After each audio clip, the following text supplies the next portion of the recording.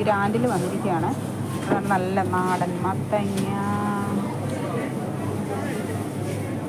നല്ല മുട്ടക്രോസ് ഒക്കെ കണ്ട് നല്ല സൂപ്പറായിട്ട് കണ്ട്. കോളിഫ്ലവർ, ബ്രോക്കോളി, മത്തങ്ങ, ചക്ക കണ്ടോ. ഒരുപാട് നാളുകൾക്ക് ശേഷമായിട്ടാണ് ഇത് കാണുന്നത്.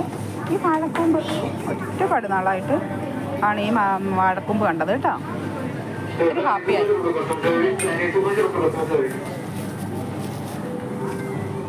അതുപോലെ തന്നെ ചക്ക നല്ലതാണ്ട.